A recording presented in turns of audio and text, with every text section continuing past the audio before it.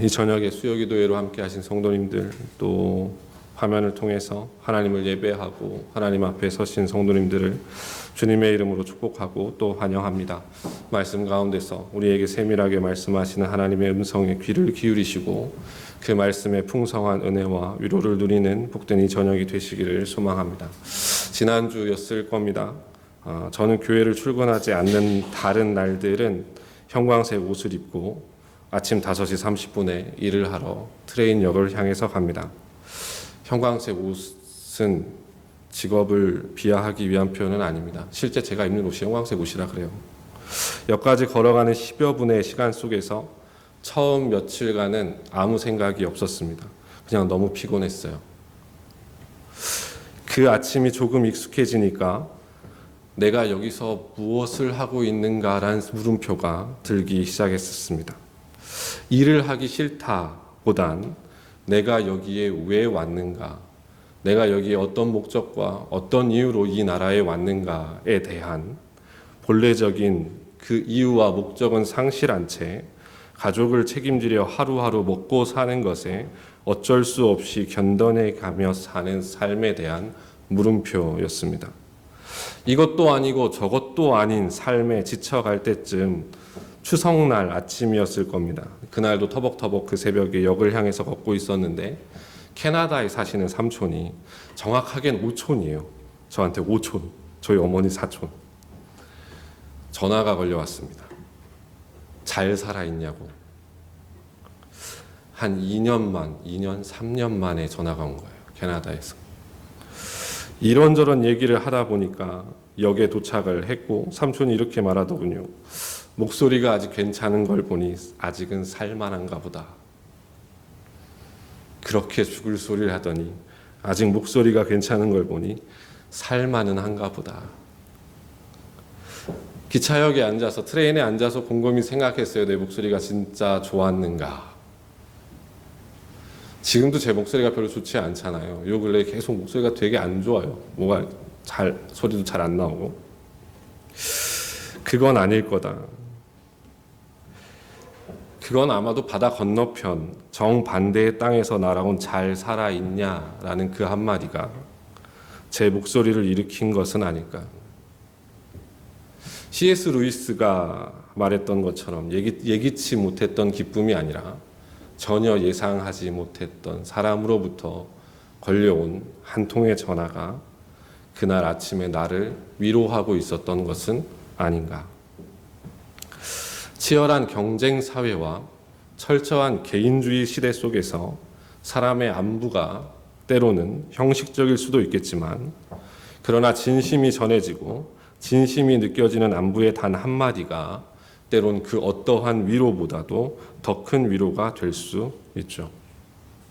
어떤 단어를 쓰는가가 중요한 것이 아니라 그 안에 담겨져 있는 나를 생각하는 그 사람의 마음과 사랑이 그대로 전달되기 때문에 그럴 겁니다. 우리의 삶 속에서도 이러한데 하나님께서 말씀을 통해서 우리에게 주시는 위로는 얼마나 클까요? 제가 이 저녁에 드리고 싶은 질문은 그겁니다. 과연 우리는 그 하나님의 말씀 속에서 얼마나 풍성한 위로를 경험하며 살아가고 계십니까?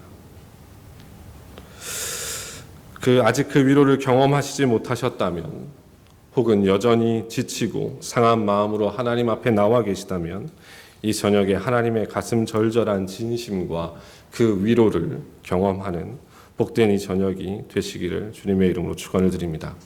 우리가 잘 아는 대로 이사야서는 학자들에 따라 조금 다르지만 크게 세 부분으로 나눌 수도 있고 크게 두 부분으로 나눌 수도 있습니다. 그게 오늘 설교에 중요한 건 아니니까 단순하게 두 부분으로 나눠보면, 전반부는 1장부터 39장까지고 후반부는 40장부터 66장까지입니다. 전반부는 주로 정죄와 심판의 이야기를 담고 있지만 후반부에는 소망과 회복의 메시지가 주를 이루고 있습니다. 이것은 그 메시지가 전달되어지는 역사적인 배경의 차이에 따라서 달라지는데, 전반부의 메시지는 유다의 히스기야 왕까지의 역사적 사건 속에서 아직 유다가 바벨론의 포로로 끌려가기 전 그들을 향한 하나님의 심판의 경고라면, 후반부의 메시지는 이제 바벨론 포로로 끌려간 그들, 그리고 그 이후에 있을 귀환에 대한 미래를 내다보면서 이사야가 그들을 향해서 던지고 있는 예언의 메시지이기 때문에 그렇습니다. 우리가 읽은 오늘 본문 27절에서 우리는 바벨론 포로로 잡혀간 유다 백성들의 질문들을 미리 엿볼 수 있습니다. 그 질문은 이것인데, 내 길은 여호와께 숨겨졌으며 내 송사는 내 하나님에게서 벗어난다입니다. 쉽게 얘기하면 하나님이 내 삶에 신경 쓰시지 않는다. 하나님이 계시다면 어떻게 이럴 수 있는가? 하나님이 계시다면 어떻게 내가 이런 일을 겪을 수 있는가? 하나님이 계시다면 선민인 우리 유다 백성이 왜 나라를 잃고 바벨론 포로로 끌려가야 하는가? 그리고 왜 그 속에서 고난을 겪어야 하고 나라와 민족을 잃어버린 채 정체성마저 상실돼야 하는가? 하나님은 정녕 우리를 기억하시지 않는가? 우리를 잊어버리셨나? 왜 우리를 즉각 구원해내시지 않는가? 우리의 삶 속에서도 마찬가지일 겁니다. 우리를 둘러싼 어려움과 고난과 위험의 상황 속에서 우리 또한 하나님께 그런 질문을 던질 때가 있죠. 더 중요한 건 유다 백성들이 그들의 땅을 잃어버림으로 해서 찾아오는 낙심과 절망이 우리의 삶 속에서도 빈번하게 일어난다는 겁니다. 그건 우리의 땅이 아니더라도 관계와 사람, 가진 소유와 재산, 축적한 재물들, 그간 쌓아 올린 권세나 권력, 이런 것들을 잃어버리면서 우리는 낙심하거나 절망할 때가 많습니다. 그래서 오늘 본문 29절부터 31절에서 계속해서 반복되는 단어가 있는데 그 단어가 무엇이냐면 피곤하다입니다. 피곤하다. 이 피곤하다와 무능하다는 바벨론 포로로 잡혀간 유대인들의 특징을 나타내는, 그들의 그 모습을 나타내는 단어였습니다. 여기서 나타내는 피곤이라고 하는 건 단순하게 육체적인 한계를 의미하지만은 않습니다. 여기서 이야기하는 피곤이란 영적인 무기력 상태입니다. 하나님에 대한 갈망이 없고 하나님에 대한 소망이 없으며 그 하나님에 대한 어떠한 기대도 하지 않는 그들. 어쩌면 우리도 항상 피곤할 수 있습니다. 어쩌면 우리도 항상 피곤하시지 않습니까? 찬양을 해도 피곤하고 기도를 해도 피곤하며 예배를 드리러 나오는 길이 가장 피곤한 길이 되고 있지는 않습니까?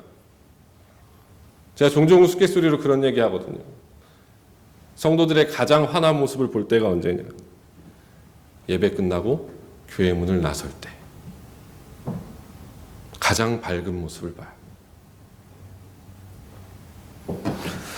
하나님은 이러한 그의 백성들을 향해서 무엇이라고 말씀하고 계십니까? 31절, 오직 여호와를 앙망하는 자는 새 힘을 얻으리니. 피곤하고 무능하며 하나님에 대해서 어떠한 기대도 없고 낙심과 절망과 자신들의 신세와 환경을 탓하고 있는 유다 백성들을 향해 이사야 선지자는 뭐라고 얘기하냐면 오직 여호와를 앙망하는 자는 새 힘을 얻을 것이다. 영적인 피곤함에서, 영적인 절망에서, 영적인 낙심에서 벗어나는 길은 오직 여호와를 앙망하는 것뿐이다. 그리고 이사야서 40장 1절은 이렇게 시작해요. 너희는 위로하라, 내 백성을 위로하라입니다. 그러니까 하나님의 위로는 여호와를 앙망하는 자에게 부어집니다. 하나님의 위로는 멍하니 있는 사람에게 주어지는 게 아니라 어떠한 상황이든 그가 어떤 환경에 처해 있든 그가 무엇을 소유하고 있든 그게 중요한 게 아니라 여호와를 전심으로 기다리고 앙망하는 자에게 여호와의 위로가 부어지는 겁니다. 오늘 본문에서 보시면 아시겠지만 이 백성들의 상황은 달라지는 게 없어요. 바벨론 포로로부터 귀환할 것이라는 약속이 주어진 거지 이들이 아직 바벨론 포로로부터 귀환한 건 아닙니다. 여전히 그들은 바벨론의 포로의 삶을 살고 있는 자들을 향해서 이사야 선지자는 외치고 있는 거예요, 미리. 아직 돌아오기 전이에요. 그러니까 쉽게 얘기하면 그들의 환경은 달라질 것이 아무것도 없습니다. 여전히 포로 상황이에요. 포로 상황은 여전한데 그 상황 가운데서 영적인 피곤함에 쩔어 있는 그들을 벗어나게 하는 것, 다시 일으켜 세우는 것, 다시 회복시키는 것, 다시 일어나게 하는 건 그들의 환경이 달라지는 게 아니라 그들 가운데 여호와를 앙망하는, 여호와를 기다리는, 여호와를 고대하는 그 마음이 일어나기 시작했을 때, 고난과 역경은 여전하고 잃어버린 그들의 땅은 여전히 먼 곳에 놓여져 있지만 하나님은 그 가운데서도 피곤해하지 말고 넘어지지 말고 쓰러지지 말고 여호와를 앙망하라고 말씀하세요. 우리의 능력으로 설 수 없으니 하나님은 하나님을 앙망하라고 말씀합니다. 땅을 바라보지 말고 눈에 보이는 것들 바라보지 말고 위를 바라보라고 말씀하십니다. 여전히 하나님은 그의 백성들을 향해서 구원의 메시지를 전하고 계시고 위로의 메시지를 선포하고 계시기 때문에 그래요. 이사야서 40장과 41장은 하나님의 위로의 메시지가 3번 음성으로 들려지고 41장에 와서 그 하나님의 위로의 모습이 3번의 그림으로 묘사됩니다. 오늘 제가 함께 나눌 말씀은 그게 전부예요. 3번의 하나님의 위로의 음성과 3번의 하나님의 위로의 그림이에요. 하나님께서 그의 백성들을 향해서 선포하시는 위로의 선포가 이사야서 40장 3절부터 11절까지 3번에 걸쳐서 기록되어져 있습니다. 첫 번째 위로의 음성은 3절부터 5절까지입니다. 제가 다 읽지는 않지만 3절부터 5절까지 빨리 눈으로 보시면 이걸 요약하면 이겁니다. 역사 가운데 하나님의 현현이, 하나님의 영광의 현현이 나타날 것이다. 이 예언은 바벨론 포로로부터 일부 성취, 포로 귀환으로 일부 성취된 것 같지만 진정한 성취는 언제 이루어지냐면 여러분들도 잘 아시다시피 예수님을 통해서 이 약속이 성취됩니다. 세례 요한은 자신이 곧 광야에서 외치는 소리라고 그랬고 자신이 이 약속의 증인임을 이야기합니다. 그러니까 예수님께서 이 땅 가운데 우리를 위해 오신 사건은 단순하게 우리의 죄악의 무거운 짐, 인생의 피곤한 가운데 쩔어 사는 우리를 야 죽어서 너희들 천국 가자라고 단순히 천국으로 인도하러 오신 것뿐만 아니라 피곤하고 무능한 인생들에게 힘을 더하시고 날마다 새 힘을 공급하시며 우리 곁에서 위로자로 서 계시기 위한 일임을 우리는 이 이사야 본문을 통해서 보게 되는 것이죠. 예수님께서도 이 비슷한 말씀을 하신 적이 있으세요. 마태복음 11장 28절 수고하고 무거운 짐진 자들아 다 내게로 오라 내가 너희를 쉬게 하리라.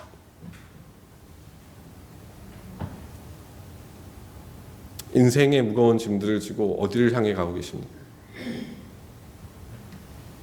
어디서 여러분들의 위로를 찾고 어디서 우리의 구멍난 가슴을 메꾸고 계세요? 예수님 뭐라고 말씀하시죠? 다 내게로 오라. 내가 너희를 쉬게 할 거라. 예수님께 나아가야 돼요. 영적인 피곤함에 쩔어 있는 우리는 늘 항상 예수님께 나아가야 돼요. 진정한 위로의 자리가 바로 그 자리임을 기억하는 우리가 됐으면 좋겠습니다. 두 번째 위로의 음성은 6절부터 8절까지예요. 우리가 잘 아는 말씀이죠. 풀은 마르고 꽃은 시드나 우리 하나님의 말씀은 영원히 서리라. 두 번째 하나님의 위로의 음성은 어디를 향하고 있냐면 하나님의 말씀을 향하고 있습니다. 그런데 이 하나님의 말씀과 서로 대조해서 비교하고 있는 것이 있는데 그것이 무엇이냐면 풀과 꽃입니다. 그리고 이 풀과 꽃을 가리켜 뭐라고 얘기하냐면 금방 시들 것이다 이렇게 얘기를 해요. 이 금방 시드는 풀과 꽃을 향해 하나님은 무엇이라고 말씀하시냐면 모든 육체라고 말씀합니다.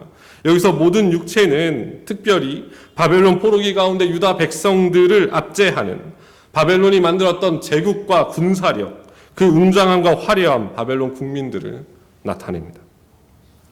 그것들은 시드는 풀과 꽃과 같이 사라질 것이니 유다 백성들이 낭망하거나 피곤해할 이유가 없다는 겁니다. 이 두 번째 위로의 음성이 오늘 우리에게 무엇을 보여줄까요? 이 땅 가운데 어떠한 화려한 것도, 이 땅 가운데 어떤 찬란한 것도 우리를 위로할 수 없답니다.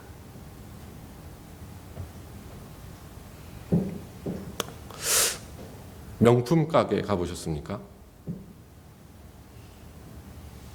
저도 가본 적은 없나? 있나? 반짝반짝하죠. 번쩍번쩍하죠.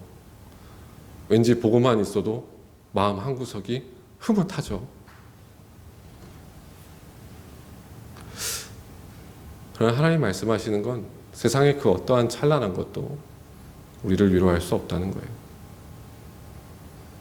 세상의 그 어떠한 화려한 것도, 세상의 그 어떠한 웅장한 것도 영적으로 피곤에 쩔어 있는 우리를 위로할 수 없다는 겁니다. 우리가 쌓아놓은 부가, 우리가 채워놓은 계좌가, 우리가 만들어놓은 부동산들이, 혹은 우리의 거주의 문제들이, 혹은 비자 해결이 결코 우리의 위로가 되지 못함은 다 마르고 시드는 것들이기 때문에 그렇습니다. 우리의 위로는 하나님의 말씀을 통해서 옵니다. 그분이 영원하시기에 그분의 말씀도 영원하고, 그분의 말씀이 영원하기에 그분의 약속도 영원합니다. 그분의 말씀 앞에 서시고 그분의 음성에 늘 귀를 기울이기를 힘쓰는 우리 모두가 되시기를 또한 소망합니다. 세 번째 위로의 음성은 9절부터 11절입니다. 하나님께서 세 번째 위로의 음성을 9절부터 11절에 말씀하시는데, 그 9절부터 11절을 요약하면 여호와께서 강한 자와 목자로 그의 백성들에게 임하실 것이다입니다. 이 메시지도 장차 오실 메시아를 고대하고 있지만 조금 더 구체적으로 그 메시지를 전합니다. 그것은 여호와께서 우리와 함께 계시다입니다. 근데 어떤 자로 함께 계시냐면 강한 자, 곧 용사와 목자입니다. 강한 자로 하나님을 묘사한 것은 하나님께서 그의 강한 팔로 다스리실 것이기 때문에 그러한데, 이것은 하나님의 보호하심을 나타내기도 하며, 신약의 교회에 비추어 보면 성령의 내주하심으로 인해 성도들이 하나님의 통치를 따라, 하나님의 영적인 다스림을 따라서 그 속에서 그들의 삶을 영위해 가기 때문에 그렇습니다. 근데 이게 더 확장되면 그 다음에 이어지는 이미지까지 나와요. 그게 무엇이냐면 목자입니다. 그런데 그 목자가 어떻게 설명되고 있냐면 먹입니다. 안습니다. 끌어안아요. 그리고 인도해 갑니다. 이사야서에 기록되어 있는 목자의 모습이 이러해요. 그의 양들을 먹이고 그 양들을 끌어안고 그 양들을 인도해서 갑니다. 그분이 누구시냐? 우리 하나님이시라.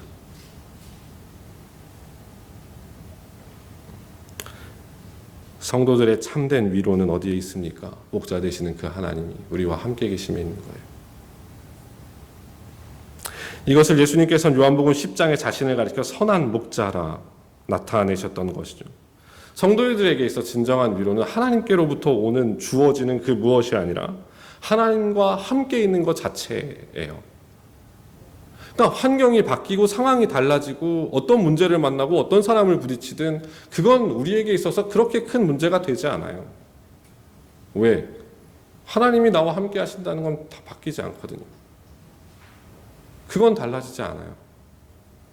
그 하나님이 우리의 목자 되셔서 우리를 먹이시고 끌어안고 우리 인도해서 가세요. 저는 그냥 이걸 그림처럼 생각해 보면 주님이 그냥 저를 안고 이렇게 가는 거예요.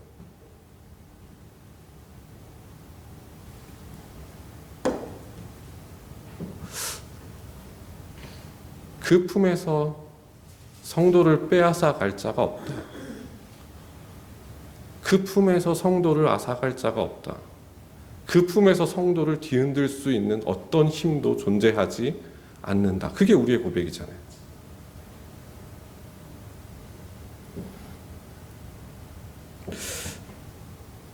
하나님께서 나와 함께 하신다고 하는 그 영원한 약속에 근거한 동행, 그 자체가 세상의 그 무엇도 흔들 수 없는 진정한 우리의 위로가 됨을 이사야서에서 밝히고 있는 거예요.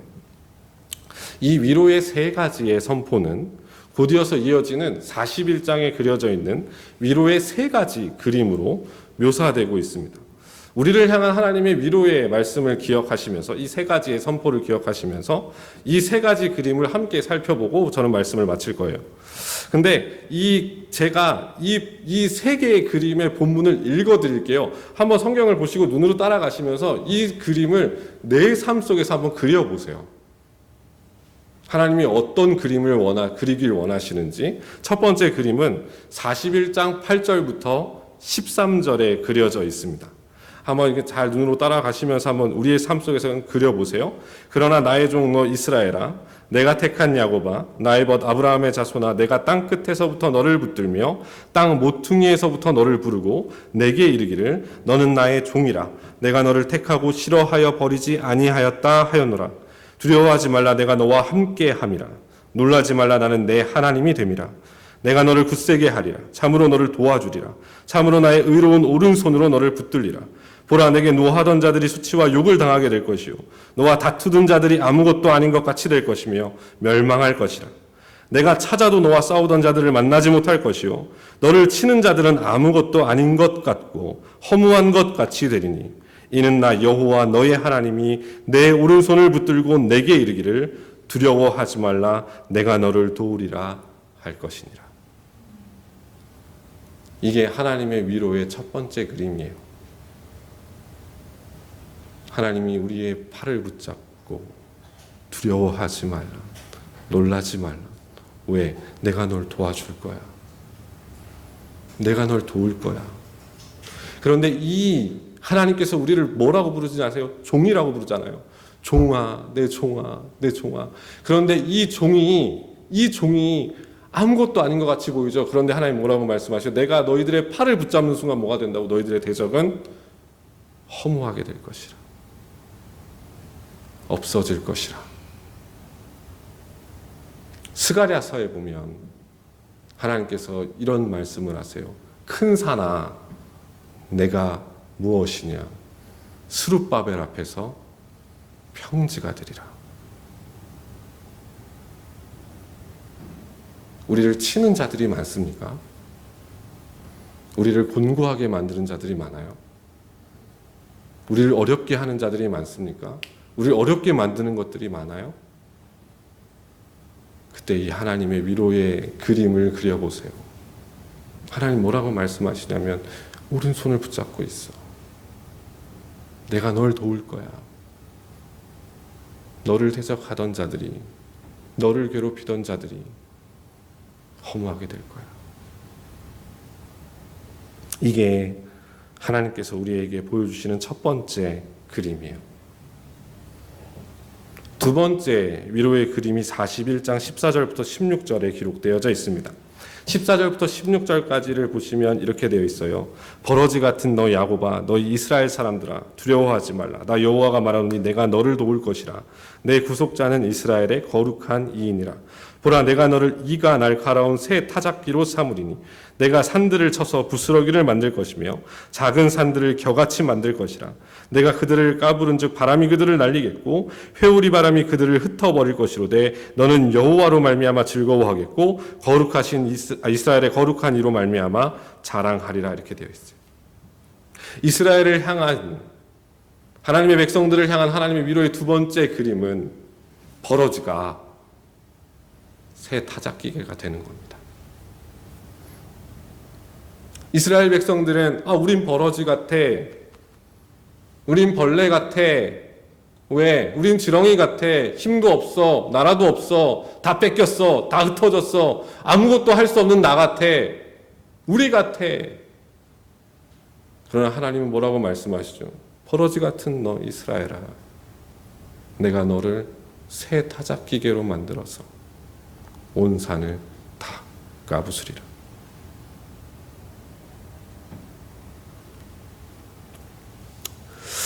지금은 당장 바벨론 포로 같고 여러 민족에 흩어져서 자기 땅 하나 없는 초라하고 지렁이 같아 보이는 그 이스라엘 백성이지만 하나님은 그들을 향해서 뭐라고 말씀하시냐면 아직 끝나지 않았다라고 얘기하세요. 그게 끝이 아니다 얘기하세요. 너희는 지렁이 같은 너희 모습이 너희의 끝이라고 생각하지만 너희의 하나님 곧 여호와는 그렇게 생각하지 않는다는 거예요. 그러니 너희의 지금의 환경 때문에 하나님마저도 초라한 하나님을 만들지 말라는 거예요. 왜? 하나님은 얼마든지 지렁이를 가지고도 새 타작기계를 만들어내시는 분이기 때문에 그래요. 우리의 환경으로 하나님을 평가하지 마세요. 내가 처해져 있는 그 환경으로 하나님을 평가하지 마세요. 내가 처해 있는 환경으로 하나님을 제한하지 마세요. 우리는 너무도 쉽게 하나님을 제한해요. 너무도 쉽게 하나님의 능력을 제한해요. 사랑하는 성도님, 지금 우리의 현실이 버러지 같아 보이고요. 비천해 보이고요. 우리의 상황과 현실이 늘 우리를 주눅들게 하는 현실이라 할지라도 그 버러지를 타작기계로 바꾸시는 하나님의 위로를 소망하시고 꿈꾸시고 그걸 실제 삶에서 경험하시기를 소망합니다. 하나님은 여전히 우리에게 그게 끝이 아니라고 말씀하세요. 마지막 세 번째 그림은 이사야서 41장 17절부터 20절입니다. 17절부터 20절을 잘 읽어보세요. 가련하고 가난한 자가 물을 구하되 물이 없어서 갈증으로 그들의 혀가 마를 때에 나 여호와가 그들에게 응답하겠고 나 이스라엘의 하나님이 그들을 버리지 아니할 것이라. 내가 헐벗은 산에 강을 내며 골짜기 가운데 샘이 나게 하며 광야가 못이 되게 하며 마른 땅이 샘 근원이 되게 할 것이며 내가 광야에는 백향목과 시띠나무와 화석류와 들감람나무를 심고 사막에는 잣나무와 소나무와 황양목을 함께 두리니 무리가 보고 여호와의 손이 지으신 바요 이스라엘의 거룩하신 이가 이것을 창조하신 바인 줄 알며 함께 헤아리며 깨달으리라. 저는 이 마지막 하나님의 위로의 그림에서 하나님의 한없는 위로를 봐요. 가련하고 가난한 자, 그런데 물을 구하지만 물을 구할 수 없어서 갈증으로 혀가 말라버린 자. 그런데 하나님께서 놀랍게도 지금 그 사람이 어디에서 물을 마실 것이라고 말씀하시냐면 광야입니다. 사막이에요. 도리어 광야로 가면 물을 구할 수 없어서 갈증으로 그 혀가 말라버린 자가 죽으러 가는 것과 마찬가지인 광야인데 하나님은 그를 버리지 않고 외면하지 않으실 거라고 말씀하세요. 놀라운 건 하나님께서는 그를 향해서 광야에서 도망가라고 말씀하시지 않는다는 겁니다. 광야에서 도망치라고 말씀하시지 않고 광야에서 벗어나라고 말씀하시는 것이 아니라 그 광야가 샘이 되고 그 광야가 못이 되고 그 광야가 샘의 근원이 되는 것을 보라고 말씀하세요. 그 광야에 온갖 나무들이 자라고 결실을 맺는 것을 보라고 말씀하십니다. 광야는 도망치고 벗어나고 피곤하고 무기력한 장소가 아니라 여호와께서 놀라운 역사를 펼치실 것을 기대하며 소망하며 바라보는 곳이라고 말씀하세요. 그 모든 것들이 하나님께서 이루실 것이기 때문에 그래요. 우리는 우리의 인생의 걸음을 광야에 잘 비유하죠. 잘 빗대어 얘기합니다. 진짜 살아보면 광야 같아요. 특히나 고국을 떠난 다른 나라에서의 삶은 진짜 광야 같아요. 때로는 목마름으로 허덕이는 것 같을 때도 있을 겁니다. 아까 캐나다 삼촌 얘기했잖아요. 오촌 삼촌. 제가 호주 처음 왔을 때, 와, 여기 되게 비싸. 모든 게 다 비싸. 집도 비싸. 먹을 것도 비싸. 짜장면 하나에 15불이야. 이거 어떻게 먹어? 막 그랬을 때 그 삼촌이 제가 호주 처음 왔을 때 뭐라고 그랬냐면, 야, 요즘 캐나다에 왔는데 돈 50센트가 없어서 아들 아이스크림 못 사줘서 둘이 손 붙잡고 펑펑 울었어.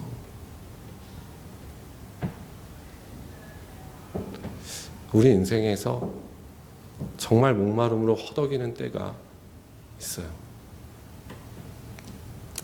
그래서 자꾸 우리는 그 광야에서 도망치려 하죠. 벗어나려고 해요. 혹은 조금 더 타협해서 쉬운 길을 찾아가 보려고 합니다. 그러나 하나님은 그 광야를 샘으로 바꾸시는 분을 보라고 얘기하세요. 그 광야를 샘의 근원으로 바꾸시는 분을 앙망하라고 얘기하세요. 그저 모래와 같이 황량한 내 인생 같지만 하나님은 그 연약한 인생들을 사용하셔서 온갖 나무를 심으시고 온갖 열매를 맺게 하시는 분이십니다. 그리고 그 일을 생수의 근원이신 우리 주님이 지금 우리의 삶 가운데서 이루어가고 계시는 중이십니다. 그러니 피곤치 말라 하세요. 그러니 무기력하지 말라 하시고 낙심하지 말라 하시고 여호와를 앙망하라고 말씀하십니다. 여전히 하나님의 위로는 오늘날 우리에게도 동일한 그분의 약속이기 때문에 그렇습니다. 말씀을 정리합니다. 사랑하는 성도님들, 오늘 본문이었던 29절은 여호와를 앙망하는 자들에게 베푸시는 하나님의 놀라운 약속이 기록되어져 있죠. 피곤한 자에게는 능력을 주시며 무능한 자에게는 힘을 더하신다. 원문에서 보면, 히브리 원문에서 보면 29절에 제일 먼저 나오는 단어는 히브리어 나탄인데 주다입니다. 줄 것이다. 내가 줄 것이다예요. 근데 이게 능동 분사형으로, 문법적이니까 넘어가고요. 그러니까 이게 무슨 의미냐면 하나님께서 그 능력을 계속 주신다는 거예요. 한 번 위기의 순간 넘어가서 야 됐지 이게 아니라 그의 인생의 매 순간마다 계속해서 끊어지지 않도록 그 능력을 공급하신다는 게 이 히브리어입니다. 그리고 이 구절의 맨 마지막 단어는 더하다라고 번역되어 있는 히브리어 아로베입니다. 그러니까 29절은 양 두 단어가 맨 처음과 맨 끝을 이루고 있어요. 하나님 계속해서 주십니다. 그런데 계속해서 주실 뿐만 아니라 그것에 더해서 주십니다. 이렇게 되어 있어요. 그것은 위기의 순간 한 번이 아니라 계속적으로 지속해서 끊어지지 않고 그 힘과 능력을 공급해 주심을 기록한 것입니다. 사랑하는 성도님들, 오늘날 우리의 위로는 어디에 있습니까? 우리는 무엇으로 우리의 구멍난 마음을 메꾸려 하고 우리의 공허한 마음을 채우려 하고 있습니까? 무엇이 우리의 만족이 되고 있고 누가 우리의 마음을 흡족하게 하고 있습니까? 이사야 선지자는 여전히 우리에게 선포해요. 환경 핑계대지 말고 주위 여건 이유대지 말고 여호와를 앙망하라는 겁니다. 하나님 바라보라는 거예요. 오직 여호와를 앙망하는 자는 새 힘을 얻으리니 독수리가 날개치며 올라감 같을 것이요 다른 박질하여도 곤비하지 아니하겠고 걸어가도 피곤하지 않을 것이다. 이 놀라운 위로의 말씀과 역사가 하나님을 앙망하는 우리에게 또 우리의 광야 같은 일상 속에서 경험되어지고 날마다 이루어지고 또 그 속에서 하나님의 풍성한 위로를 모든 자들에게 보이고 증거하는 복된 삶을 사는 우리 모두가 되시길 주님의 이름으로 축원을 드립니다. 같이 말씀을 생각하면서요. 찬양 한 곡만 하고요. 찬양 한 곡 하고 같이 기도하고 마칠게요.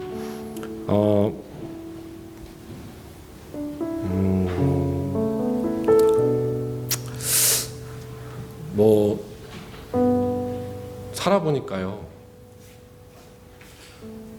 저 외국에서 사는 게 진짜 쉽지 않아요. 늘 도망가고 싶어요. 정말 그래요. 그래서 어떻게 보면 성도님들이 참 존경스럽기도 하고요. 마음 한편으로는 얼마나 많은 짐들과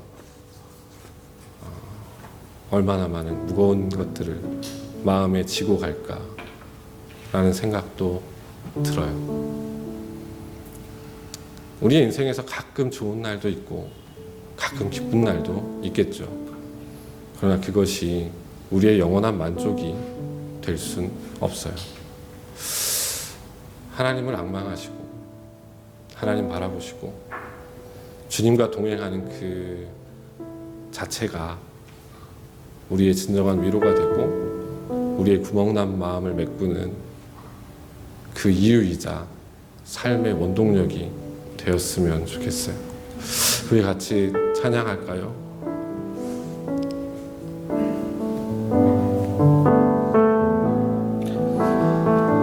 고단한 인생길 힘겨운 오늘도요. 고단한 인생길 힘겨운 오늘도 예수 내 마음 아시네. 지나간 아픔도 마주할 세상도 예수 내 마음 아시네. 다시 고백할까요? 고단한 인생길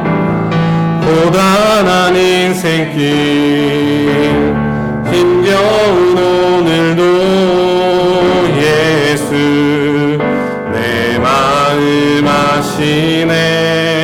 지나간 아픔도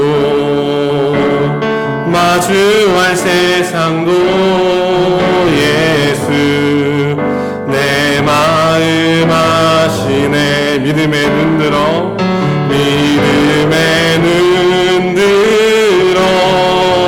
주를 보니 이 또한 지나가니라.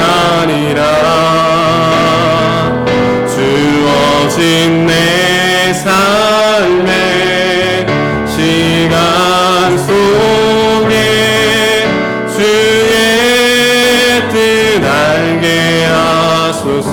2절 찬양할까요? 하루를 살아도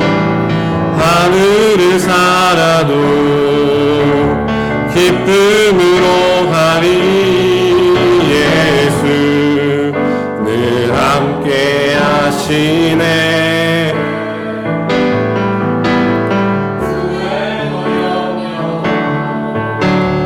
온전히 맡기리.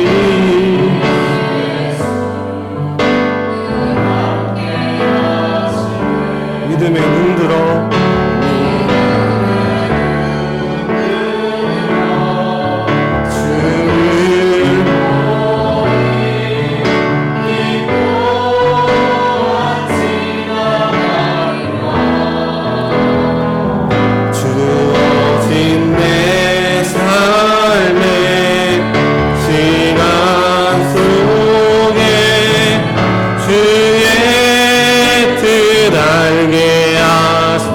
목소리 높여서 믿음의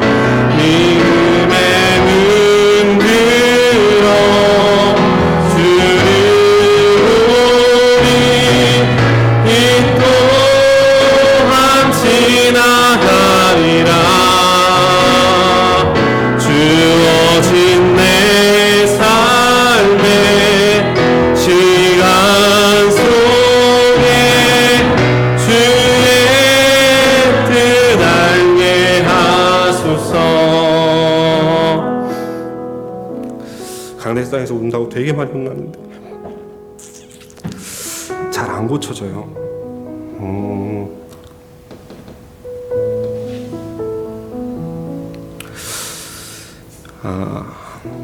우리가 이 시간에 같이 말씀을 생각하면서 함께 기도했으면 좋겠는데 하나님만 바라보기를 간절히 소망합니다. 우리의 환경과 여건에 주눅들어 사는 삶이 아니라 하나님 여호와를 앙망하고 바라보고 소망하며 하나님 광야 같은 내 삶 속에 샘을 내시고 샘 근원을 내시고 나무를 심으시고 열매를 거두게 하실 그 하나님을 기대하고 소망하며 바라보게 하여 주옵소서. 하나님 내 안에서 영적인 피로함을 다 물리쳐 주시고 하나님 오로지 그 주님 의지하고 독수리 날개쳐 올라가는 샘을 날마다 누리며 살아가는 하나님 복된 인생이 되게 하여 주옵소서. 우리 같이 말씀을 생각하면서 함께 기도하며 나아가겠습니다. 같이 기도하겠습니다. 하나님 감사합니다. 하나님 우리가 우리가 하나님밖에는 의지할 곳이 없고 또 하나님밖에는 바라볼 곳이 없는 연약한 인생임을 주 앞에 고백합니다. 하나님, 우리의 환경이 또 우리의 삶이 또 우리가 처한 형편이 하나님 지렁이 같고 버러지 같고 물 한 모금 찾을 수 없는 황량한 인생의 걸음이라 할지라도 하나님 그들을 새롭게 하시고 변화시키시며 그 땅에 물을 내시고 샘을 내시고 그 땅에 나무를 심으시고 그 땅 가운데 결실을 보게 하시는 우리 하나님 아버지의 놀라우신 역사를 사모하며 하나님 앙망하게 하시고 여호와를 기다리게 하시고 여호와를 사모함으로 바라보며 기대하며 믿음의 걸음을 걸어갈 수 있는 우리 모두가 되게 하여 주옵소서. 하나님, 날마다 공급하시는 그 힘과 능력을 우리가 경험하며 누리며 살아가기를 간절히 소망합니다. 하나님, 환경에 주눅들지 않게 하시고 하나님, 형편에 약해지지 않게 하시고 하나님, 우리의 모든 것이 다 하나님께 달려있음을 믿음으로 고백하며 하나님, 우리에게 주어진 삶을 담대함으로 믿음으로 인내함으로 걸어갈 수 있는 우리 모두가 되게 하여 주옵소서. 하나님, 어려운 시간들을 지나가고 있습니다. 하나님, 온 성도들을 붙잡아 주시고 하나님, 특별히 곤고한 날을 지나고 있는 자들이 있다면 하나님, 크신 위로와 은혜를 베풀어 주셔서 하나님, 구멍난 가슴, 하나님 채워지지 않는 마음, 우리 하나님의 은혜와 사랑으로 덮어주시고 하나님, 그 무엇도 해결할 수 없는 하나님, 그 놀라운 일들을, 그 어려운 문제들을 해결해 가시는 하나님을 만나는 놀라운 우리 모두가 될 수 있도록 하나님 함께하여 주시옵소서. 함께 하시기를 간절히 소망하며 예수님의 이름으로 기도드렸습니다. 아멘.